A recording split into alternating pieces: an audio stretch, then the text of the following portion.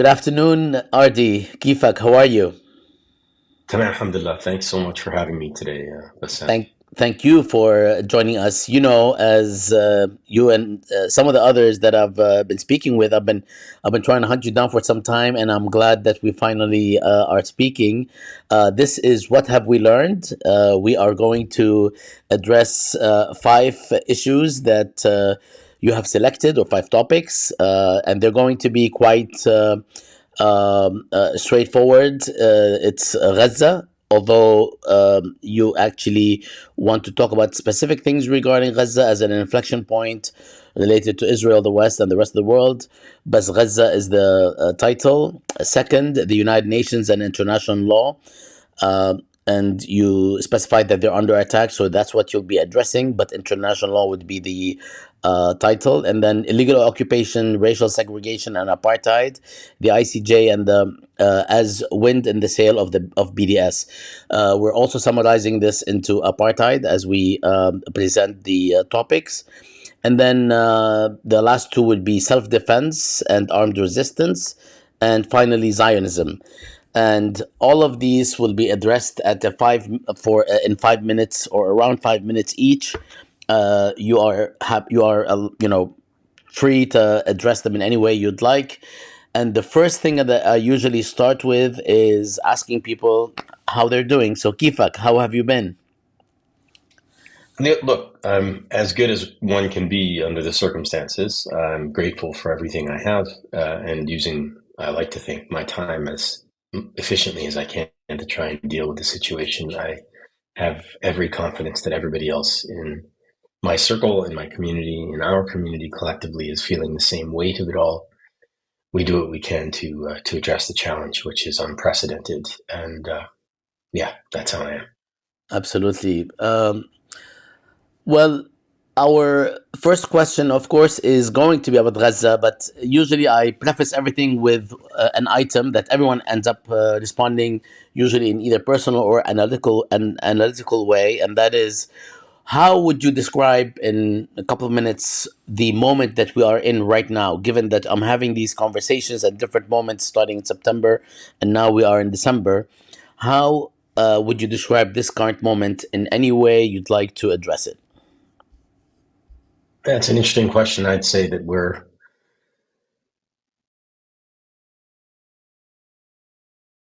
we are at a pivotal climax in world history. I don't want to overstate, but there are all manner of different moving pieces in the international, in the local, in the regional, um, surrounding the issue of Israel Palestine and the current situation in the Middle East, moving into Lebanon and Syria, that are forcing discussions globally among policymakers, among communities, academic institutions, and requiring all of us to think critically about how it is that we find ourselves in this place at this time, and most importantly, what we can do to address the situation. So it's both a heady time, a monumentally depressing time, but also one that is, at least for me, summoning energy and I like to think a bit of courage to speak truth to power and to be on in order to meet the challenge. This is not a simple time. Probably the most important time in my life. Thanks, Ardi. And am I pronouncing this correctly, Ardi? أرضي يعني بالضاد. Ardi. You want me to say بالضاد أرضي Ardi? يعني. Oh, عظيم. شو do I want to هذا اسمي يعني. أنا Ardi. فلسطيني. I mean, Ardi. That's really لا powerful. هذا You اسمي you are بالضاد. you are actually the Palestinian cause if you are saying Ardi. Okay, There you Ardi is are, my my friend. land. There you are. Yes, exactly. All right. Okay. Well, that's great. So the first question is, or topic is Gaza as inflection point. What have we learned about Gaza in the past year, Aldi? So, in my view, Gaza is an inflection point for the international rules-based legal order. When I say inflection point, I mean to say quite possibly a paradigm shift. It feels that way to me. It's not entirely sure whether or not it will be borne out once things die down in Gaza, such as the saying can be used in that sense. But when I teach international law, I tend to focus my students on international law as being the result of events that take place at paradigmatic moments, 1648 and the Peace of Westphalia and the end of the 30 Years' War, the 1815 Congress of Vienna, the 1885 Berlin Conference for the Scramble of Africa, World War I and the Peace of Versailles, and then ultimately World War II. And at each of these moments, there has been shifts in how we collectively have organized ourselves politically, and the legal framework that has been produced through these shifts is introduced and meant to govern an order. Gaza is an inflection point insofar as it challenges what I would say the mythology of the post-World War II liberal international legal order. We have been taught now for 75, 80 years or so, and this is global, that as a result of the ravages of World War I and ultimately World War II, the ravages being the Holocaust and other such, there needed to be a new legal order put in place to impose global security and so on. And the birth of international human rights was a result of that. Um, the never again principle was a result of that. Principles of self-determination and decolonization eventually grew out of that in the 1960s and 70s. But all this to say that we have been weaned on this idea that all are equal under international law, under this liberal order. And Gaza, even though we have been able to chart, critical international legal theorists have been able to chart the inequity of the application of this international law globally since 1945, Gaza has provided a level of hypocrisy and double standard that we've not seen since 1945 at all. It is pitting the global south against a small number of Western states that are the heirs of the imperial order, which continues, of course, in a neo-imperial guise. It is pitting them against those actors and at key institutional points. The ICJ, the International Court of Justice, the ICC, the International Criminal Court, the United Nations generally, and so on. And so it is hard not to view what is happening in Gaza through the lens of this inflection point, where we ask key questions. Whose order is this for? Whose security was it meant to protect? What does international law stand for? Is it universal in its application, or is it show me the actor and I'll show you the law? If it is the latter, if it is indeed double standards, then we have the rule of the jungle, and that will require a response from us once the events in Gaza die down. And I should just say this as well when I speak of events in Gaza dying down, and then I'll close the answer. In all honesty, empirically speaking, I don't think things in Gaza are going to die down. Even if you have a ceasefire that is imposed somehow or agreed, I don't think things in Gaza are going to die down. Even if you have a ceasefire that is imposed somehow or agreed somehow, the people in Gaza are going to suffer the ravages of continued bombardment, continued displacement, continued starvation, continued sequestering in this ghetto, in this concentration camp that will now be even smaller, the aim of which will be for Israel to finish the job on these people, to drive them into the sea or ultimately into the Sinai. So I don't want to sound too categorical when I say when Gaza dies down. I mean to say when the Gaza episode quiets down and forces the international community to discuss what the day after looks like. So the next topic is basically, essentially, one of the topics that so many people look to you to learn more about, and that is the United Nations and international law being both under attack. And we're billing this as international law, but of course you can expand as you see fit. What have we learned in the past year about international law?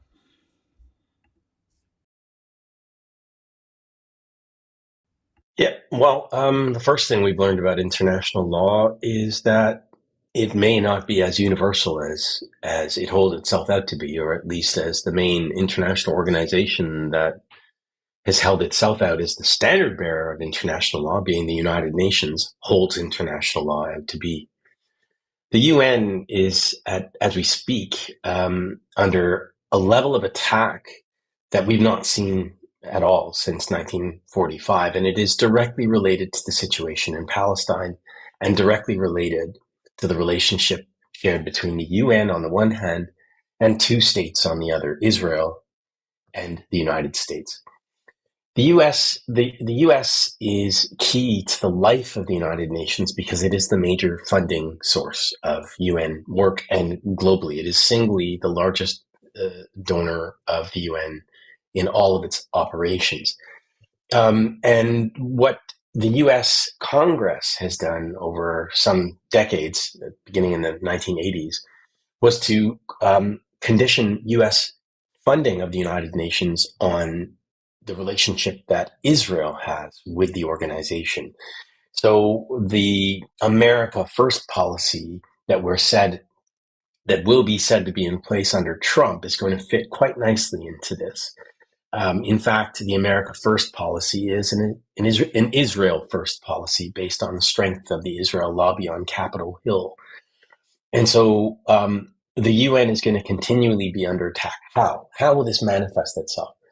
Well, there is increasing discussion now about Israel's position in the organization being under threat, by which I mean its membership. Now, membership is governed by Article 6 of the UN Charter, according to which the membership of a member of the United Nations, a member state, may be stripped from it on the recommendation of the Security Council to the General Assembly. Of course, that would never happen by virtue of the fact that the United States holds a veto authority at the Security Council. So membership can't be had. But what can be done is, following the South Africa precedent, the General Assembly, when it next meets next September, or indeed the year after that, can withhold what we call credentials from the State of Israel, which are required of it to sit in the General Assembly, which is the plenary body of the organization. 193 member states, 2 non-member observer states, being the Holy See and Palestine. And if a state can't participate in the plenary body, the legislative body, effectively, of the organization, then in effect, you're withdrawing its membership in practice.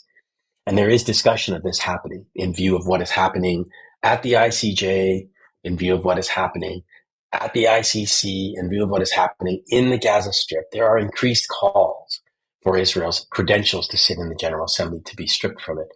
And the US Congress has made it very clear. If that happens, there's a threat that the US will pull its funding. And so what we have is this climactic moment building up from Gaza and finding itself on the plates and on the tables and on the desks of New York at UN headquarters, where the very existence of the United Nations is now being called into question because of events in Palestine. There's an ironic twist on this, Bassam, and it is as follows. And I cover this in my book on the UN and the question of Palestine. The UN actually owes its international legal personality to events that took place in Palestine in 1947. And those events are the assassination by Zionist guerrilla forces of the then UN mediator for Palestine, Count Folk Bernadotte. He was killed by them on the 17th of September, 1948, after he issued a report, only one day after he issued his report, his so-called progress report, indicating that Palestinian refugees who'd been expelled during the course of the war up to that point, I'd say it was probably around 450,000 up until that point, should have a right to return. So once he was assassinated, the question became one of, a legal question, became one of, well, what can the UN do to press its rights in respect of one of its fallen soldiers, as it were, people who are on the business of the UN and who were killed. And the matter went to the International Court of Justice, and they issued an advisory opinion on the status of the United Nations and its privileges and immunities. And in this advisory opinion, they affirm for the first time the individual legal personality of the UN, that it can sue, that it can be sued, that it is a legal entity. But what's interesting in that case, nothing about Palestine, nothing about Burn Dot, nothing about Jerusalem, none of it is mentioned. There's no context discussed in that case and by the principal judicial organ of the UN, the ICJ, as to what gave rise to this. None of it. It's silent. And so I see in that a metaphor. The UN uses Palestine, or Palestine owes its legal existence to Palestine, etc., but fails to deal with Palestine directly. And now, all the way up in 2024, 25, and looking into the near future, if Palestine presses its rights correctly, and if it is able to get a modicum of justice out of the United Nations, including through seeking the credentials or having the credentials stripped of the State of Israel to sit in the General Assembly, this may very well end US funding for UN operations globally and puts the UN itself in an existential threat. I see between these two moments in time an irony that is playing itself out on a daily basis.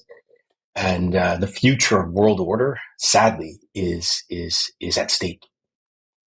We keep talking about the same topics, and there's always so many layers that are brought up, and especially when someone like yourself is deeply involved. I personally keep learning about new angles and dimensions. So thank you for this very concise and insightful expose, if you will. Let's move to the third topic, which is illegal occupation, racial segregation, and apartheid. The ICJ as wind in the sail of the boycott, divestment, and sanctions movement. This is, a broader topic than what we will bill it as, which is, addressing the apartheid as the Anwan, as the title. But of course, feel free to address all the aspects you see fit. What have we learned in the past year about about all these things, about occupation, about segregation, apartheid, the ICJ, and its effect as a conduit for BDS? Absolutely. Without a doubt, over the past 12 to 24 months, there has been a level of action and activity in the international law realm around the question of Palestine that we've never seen before, and which is part of a push to seek greater measures of justice for the people of Palestine and the larger group that they represent, people in the global south who are on the outside of power looking in. One of the key moments was the 19th of July advisory opinion issued by the International Court of Justice, which is the principal judicial organ of the UN, concerning Israel's continued illegal presence in the occupied territory. I've been calling this a seismic shift. Full disclosure, I served as legal counsel to the state of Palestine in the case, and of course I speak in my personal capacity here. But the reason why it's seismic is simple. For decades, the United Nations has thrown a great deal of law at how Israel has managed the occupied Palestinian territory. And that assessment has been focused on discrete or individual acts of the occupying power, a multiplicity of these over many, many years. Settlements are unlawful, deportation of a protected population unlawful, the torture of that population equally unlawful, the usurpation of natural resources unlawful. The list goes on, and the UN has been front and center in documenting that. But what's unique is that the UN had, until July of this year, had yet to determine that Israel's very presence in the territory, that the regime giving rise to these discrete violations, these multiplicity of violations, was itself unlawful. And so in December 2022, the General Assembly was caused to put a series of questions to the court, the nub of which was to ask the court about the legal consequences of various Israeli policies and practices taken against the Palestinians in the occupied territory, and then most importantly, to ask what the legal consequences of those policies and practices were for the legal status of Israel's occupation of the territory. And the court returned a verdict positive on all respects for those who care a great deal about justice or international law. It determined that, among other things, Israeli policies and practices to settle the territory with its civilian nationals, to violate the Palestinian people's right to self-determination, to acquire territory through threat or use of force, all of those things are unlawful. That Israel was imposing a regime of racial segregation and apartheid, the court's terms, not mine, thereby putting to rest this question that which had only in the past decade come to be discussed in any great measure as to whether or not Israel was engaged in apartheid in the occupied Palestinian territory. That question has now been put to bed. And so the three key elements of the decision are for the court, or where the court looks at the legal consequences of Israel's illegal presence in the territory for various actors. For Israel, Israel has an obligation to end its presence in the territory, that is, in all of it, the whole of the West Bank, Gaza Strip, and East Jerusalem, and in the court's words, as rapidly as possible.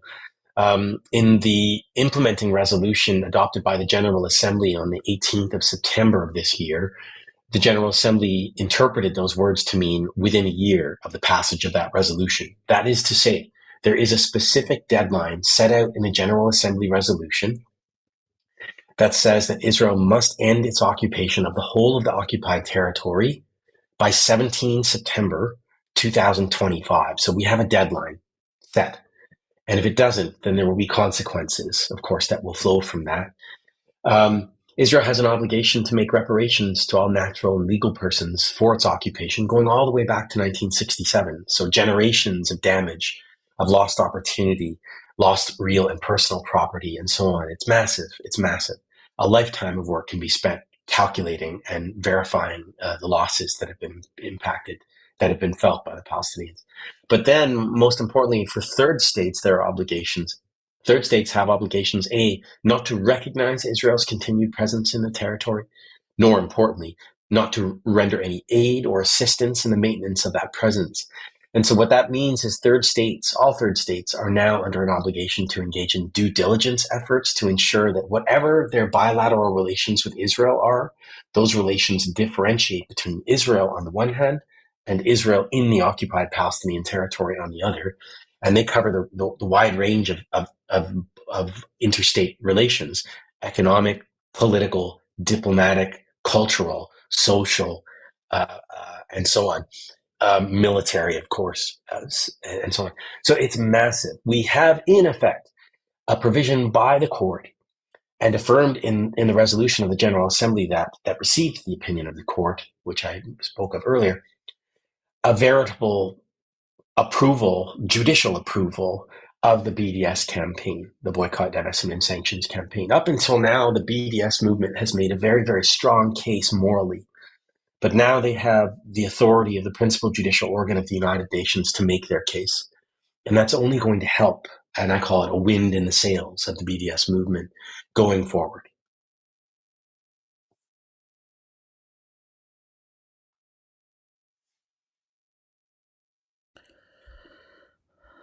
Thanks again,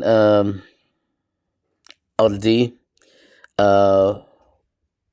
I'm really amazed at how quickly and concisely you were able to pull all of these together. The fourth item or theme is self-defense and armed resistance, which is a very thorny item, not because it is a thorny item in the objective sense, given international law and provisions that allow for it under certain conditions, but it's thorny because despite all that, at least in the United States and certainly in many parts of the West, it is not viewed as such. So any armed resistance is frowned upon or condemned, regardless of the target, often. And it's something that I would appreciate your take on, given your expertise. So what have we learned in the past year about armed resistance or resistance in general? Sure, thanks for the question. First, I'd like to deal with the self-defense claim that Israel and its supporters oftentimes raise. in relation to what it's doing in Gaza. It is typically the main driver, if you like, or justification offered by Western supporters of Israel. And I'm happy to say that under international law, Israel does not enjoy a right of self-defense in relation to attacks that emanate from within the occupied Palestinian territory. And I'll give you the reasons why. First, we have to begin with the law on the use of force. Self-defense is part of that. There is a general prohibition on the use of force. The first place to begin with is Article 2, subsection 4 of the UN Charter, which prohibits use of force in international relations. That is the general rule. That is the starting point. There are two, maybe three exceptions to that general prohibition on the use of force. The first is where use of force is authorized by the Security Council of the United Nations in order to maintain international peace and security. Israel has not benefited from a Security Council authorization of the use of force, justifying its use of force in relation to anything that has taken place in the occupied Palestinian territory since 1967. So that's clearly not in play.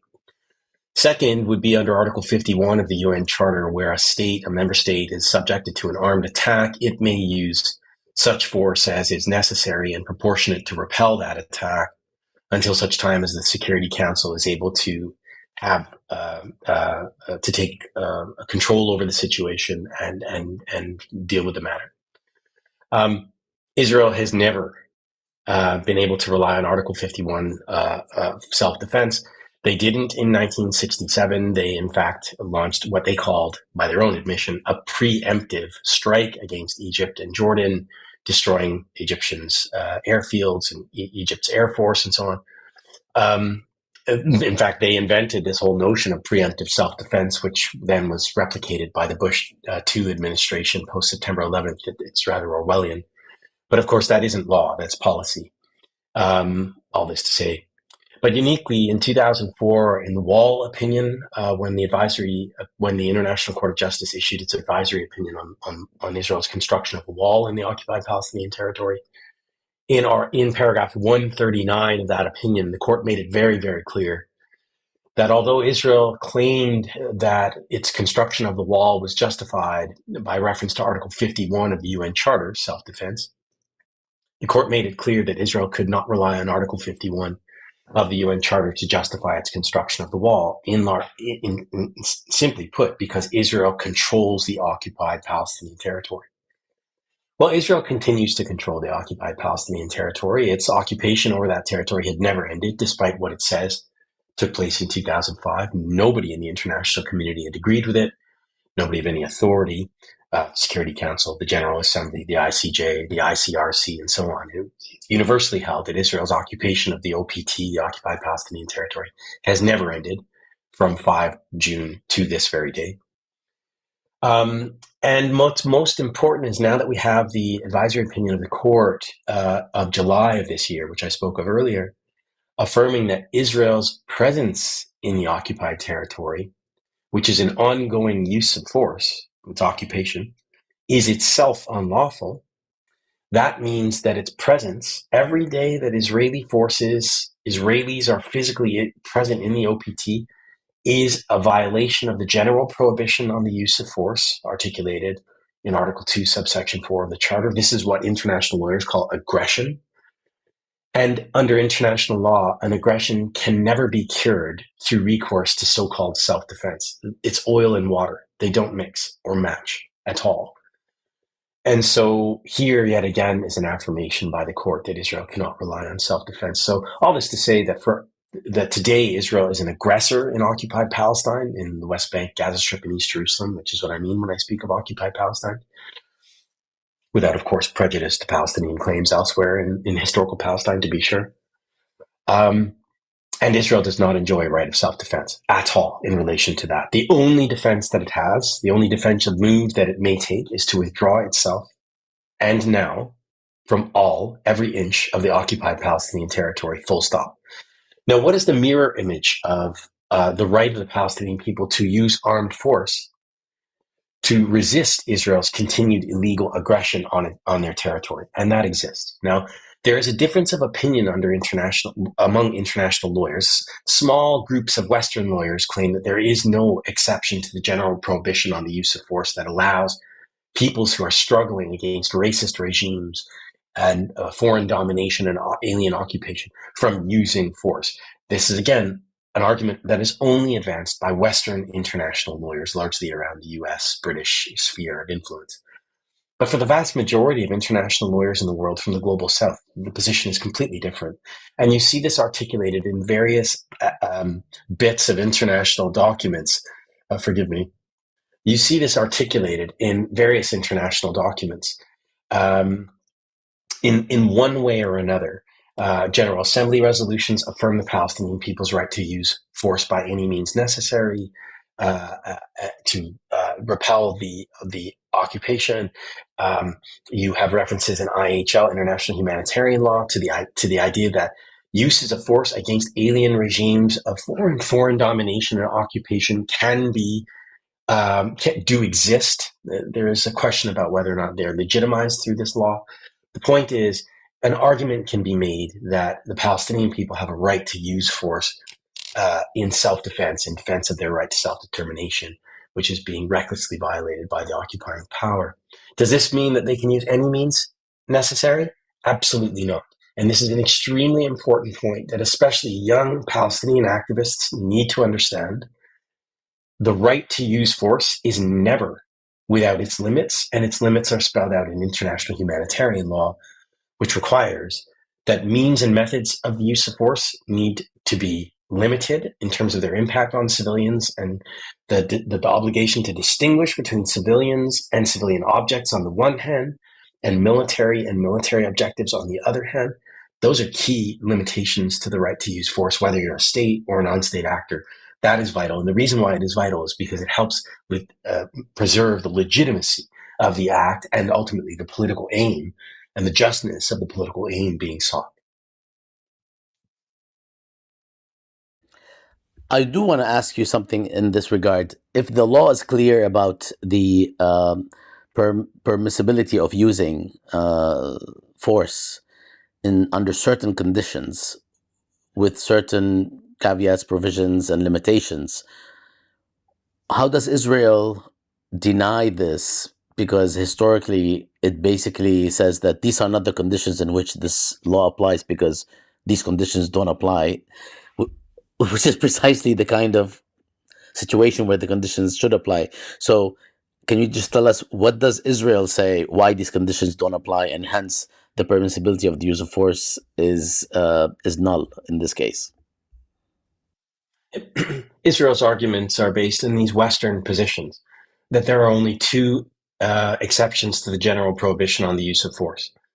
Security Council authorization being one of them, and where a state is subjected to an armed attack. Israel's position is there is no state subjected to armed attack because the state of Palestine doesn't exist. Israel claims sovereignty in the occupied Palestinian territory to the exclusion of all other people, illegally, of course. Effectively, Israel says there is no right of self-defense that the Palestinian people have against the occupation because there is no occupation. Israel's position is to flip international law on its head. It has no legal basis whatsoever.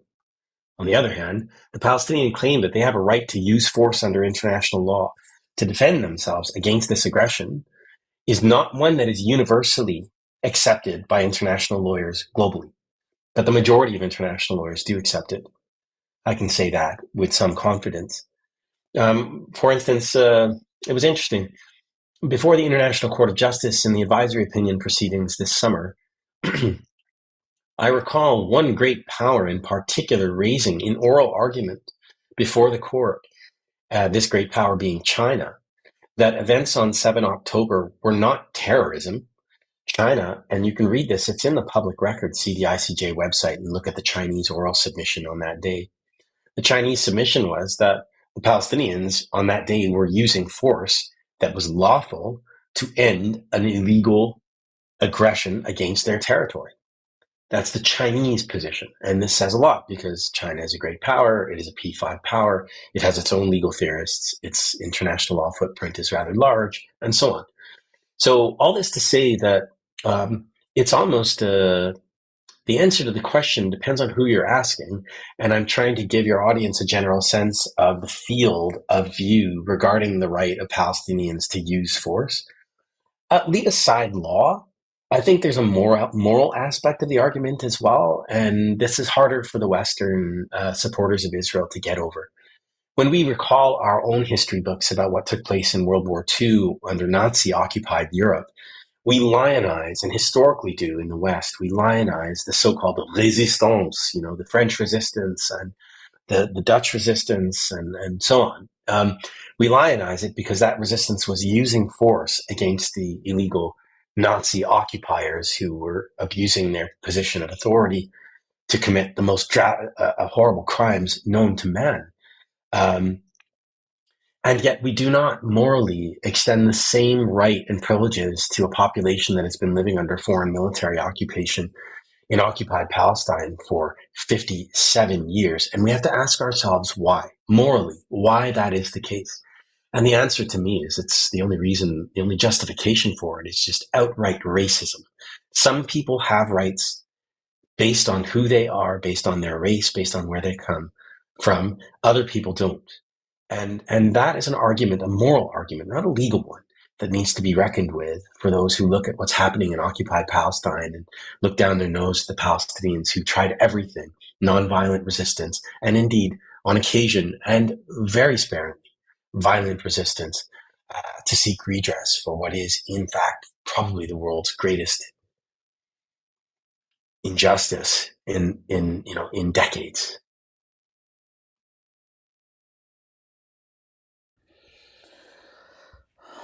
Thank you, Ardi. Let's move to the final topic, which is Zionism. What have we learned in the past year about Zionism? And it's important that we share that you're speaking or you're reside in Canada, and that is also an important perspective, because on the one hand, we've had people outside the United States join this conversation, so we actually were eager to hear about experiences from outside the United States, although the differences between United States and Canada are not so great. Although we recently, in various incidents and reports and cases, we've heard that the free speech environment in the United States is supposedly more open than it is in Canada. There are certain limitations and so on. And in reference to Zionism, that also comes into play. In all cases, what have we learned in the past year about Zionism? And thanks for that question, Bassam. Look, I speak to you not only as a person who's directly impacted by what's happening in Palestine, but also as a student of it. For decades, I've been engaged in the question of Palestine, and from different vantage points, both physical and metaphysical. Whether I was living in Canada or the United States or the United Kingdom or Cairo or occupied Palestine, wherever, Geneva, wherever I might have been, the question of Palestine and ultimately Zionism has taken its own life, and typically is impacted by domestic and local politics on protagonists such as they are. And when I look at the method of Zionist acquisition of territory over time, and Palestine over time, there seems to be two key elements. There's the material element, force, statecraft, guns, finance, you name it. Many material resources were brought to bear by the Zionist movement to advance its position and its claims on Palestine. That much is very clear in a matter of public record. But then, and I borrow from Professor Said on this, there was always an idea, a discursive idea behind it. The intellectuals always needed to be relied upon to justify Zionism's deeds on the ground. And those intellectuals were found and they're cultivated. And the idea, this discursive idea to justify Zionism in line with the mores of the day was always a key element, and it still is a key element. Over the past year, dare I say over the past 5 to 10 years, but it really has come to a head over the past year, I've seen a level of equality and character of Israeli and Zionist actions, both in the material and the discursive realms, that demonstrate to me that we are witnessing the beginning of the end of political Zionism. Why do I say that? It might strike people as odd by virtue of the fact that materially the Israelis are pounding the Arabs into the ground. They're doing it in Gaza, they're doing it in Lebanon, they're doing it in Syria as we speak. It's happening. They are shifting the regional dynamic today in ways that we've not seen since 1967. And they're doing it in ways that will, I think, shift the course of regional politics for perhaps a generation or two. There's no question. Materially, they are pounding the Palestinians and the Arabs more generally. But the level of violence deployed by the Jewish state, and I use those terms quite deliberately, the state that emerged, or so we are told, that emerged from the ashes of the Holocaust like a phoenix arising from the flames of World War II. This miracle state, this upstart state, this state that if you were a progressive, you had to support state. This state is now within living memory, some 75 years or so after its establishment, in the dock at the International Court of Justice for what the International Court of Justice describes as a plausible genocide. That is not a small thing. And it is because politically, and it is because of the level and character and quality of the force, the material force being brought to bear on the Palestinians. This is a desperate force. This is a movement in desperation of its position. It is insecure.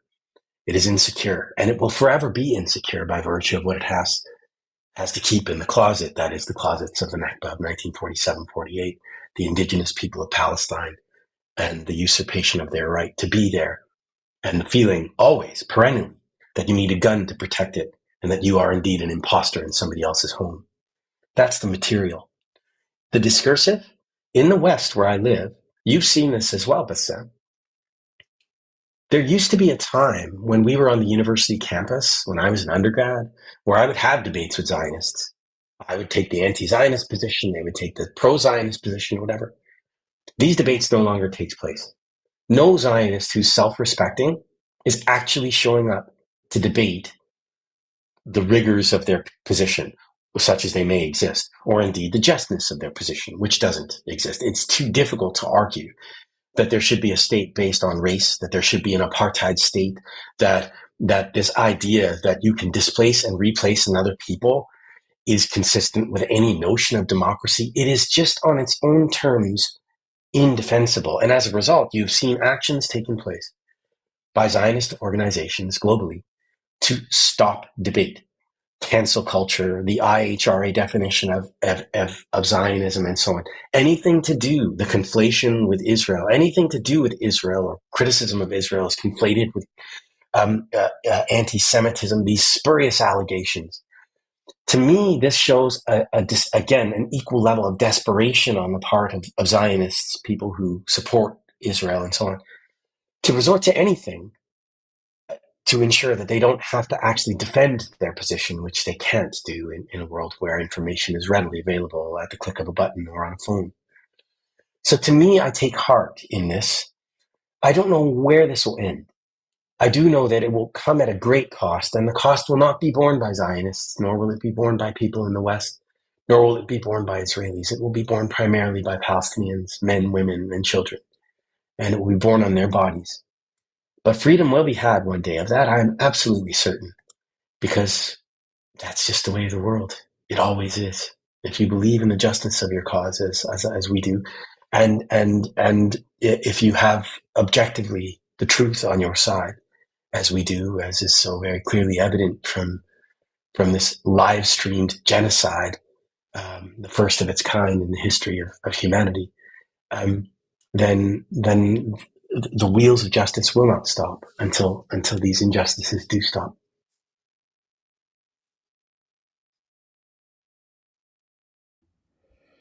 I no longer know what to say, but I do appreciate this outlook. I think we all believe it, more than believe it, actually. I think most people, most human beings know it. It's just a matter of horizon and time. Um, with this, Ardi, I really appreciate that we should say Ardi with a dad, which is the icon and symbol of the Arabic language, because it's the only language that has this letter of dad, which is extremely difficult to sort of teach people to say. It's not easy. Even some Arabs, actually. I'm not gonna say which ones. I think I belong to them. It's been an absolute pleasure to chat with you, Bassam. Same I've thing, long been a Habibi. fan. But I'm not gonna let you go right now. We need one. We need one more thing from you, and that is to Oh, tell us very quickly. And you can actually, some people can pass. You could just say it from a personal perspective or answer it from a personal perspective, and that it is, where do you think we are headed? What's next? Or anything that speaks to the future, which you kind of addressed to some extent, but more broadly, given this moment where we're at right now in December 2024, in a situation that you actually described well by talking about the pummeling of the Arabs, basically many different states. Of course, the Palestinians primarily, Lebanese, Syrians. Until this moment, actually, the bombarding hasn't stopped even after the collapse of the Syrian regime. Where are we headed? And some people will probably think that, oh, after Trump's inauguration, things might be XYZ. But regardless, where do you think we are headed in general? um, there are a number of things that I will say that will appear at tension because they are with one another and because they are at tension with one another. Um, I'll just try and address them as objectively as I possibly can. Materially, the Israelis are in control of the field. Um, Gaza has been ground to dust, and much as I wish it weren't the case, I am of the view that even if you have a ceasefire, the people of Gaza are going to be starved. They're going to be bombarded. The Israelis are not going to change or alter course. Their position is very clear. They're public and open with it. They want the land. They don't want the people in the land. And that's not going to change. Um, the historical record of Israel's lording it over the Palestinians in the West Bank, East Jerusalem, and the Gaza Strip, indeed the Palestinians, wherever they may be, certainly inside Israel, is consistent with this position. So that is what I believe will take place. Something that is in tension with that is that there will be costs brought to bear on Israel that have nothing to do immediately in the immediate term with the material, but hold out the prospect of the material being implicated. I'd mentioned earlier the BDS movement. I'd mentioned earlier the importance of the ICJ advisory opinion in being a wind in the sails of the anti-apartheid BDS movement, which young people in their millions globally are marching for and will continue to march for. And policymakers are beginning to shift their positions, including policymakers in the West. Slow, yes, but they're shifting them nonetheless. And so hopefully there will be a material cost brought to bear on Israel for its actions in the field. I don't want to sound negative. How that looks in the coming decades, in the coming years, do not know. Do I have my eyes on, and in fact my hands on some of these actions? Absolutely. There's no question about that. Regionally speaking, the Israelis as well are shifting the dynamic. I mean, it's as though Arab sovereignty doesn't exist. It just doesn't. You can violate it with reckless abandon and with no response whatsoever by virtue of your control of what happens at the Security Council by virtue of the US veto. And so, on one hand, while there are a great many people who are elated about what has happened in Syria with the overthrow of a dictator and all of the ravages that those people have been made to face under decades of that rule, and rightfully elated. Um, Within hours, you have the Israelis destroying the whole ability of that society to defend itself. They're doing it as we speak. And the whole purpose, of course, is to make it clear that there will not be, on Israel's borders, such as it defines them unilaterally, any threat in any way. As to the future of Syria, Syria will have no future, in my respectful view, unless it can get rid of those US sanctions. All the oil is in the east under Kurdish occupation and, dare I say, US occupation. And so the only way you release the sanctions and you get access to the oil to rebuild your country, which will now need a whole new military, right, which is being destroyed as we speak by the Israelis, is if you do business with the United States. And so I fear, this is conjecture on my part, but I fear a puppet regime in Damascus for those reasons alone. And it's realpolitik. I fear that Syria may very well, despite all of the good intentions, end up making Iraq and Libya look like Switzerland. If we don't take that seriously, if we don't take Israeli and American positions seriously, then we may very well lose the forest for the trees. That's not a good thing. But is there a good thing in the fact that the people now have the chance to articulate themselves for the first time in that country in ways that they've never been able to contemplate? Yes.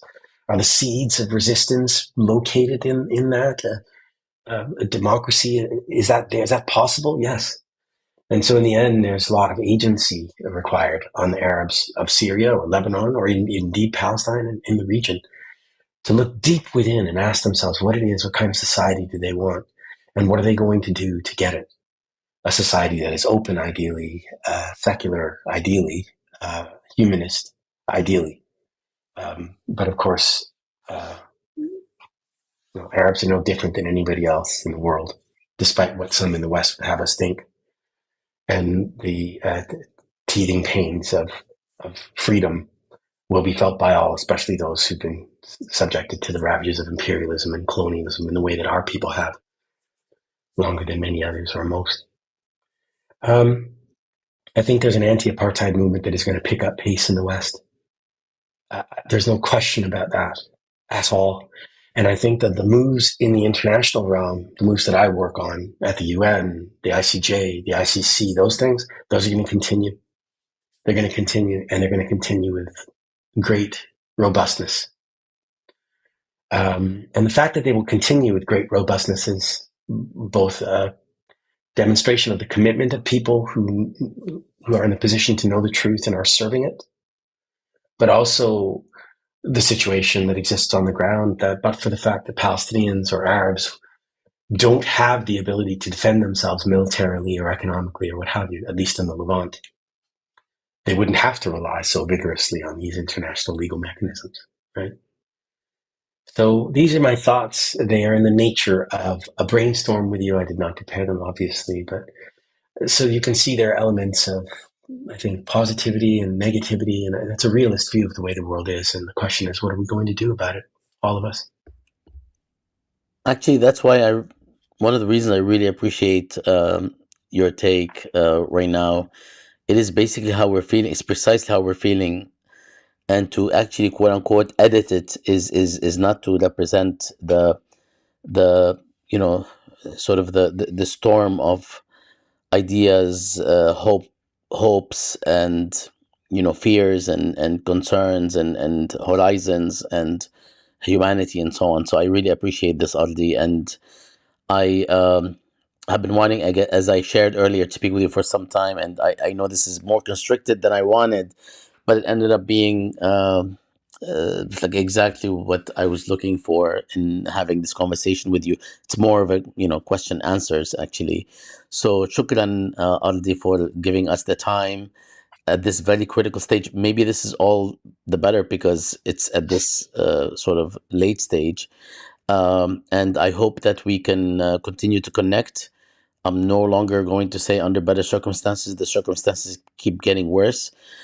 So I hope we can speak under circumstances that are not much worse. a bit more worse, perhaps we can handle. So I hope to speak with you soon, Azizi. Shukran again for your time. عفوا عفوا ولا واجب علي. It's my absolute pleasure. Honestly, I think you are doing a wonderful service to the public by having these events. And Shukran. I wish you well, Bassam. All the best. Take care. Salam.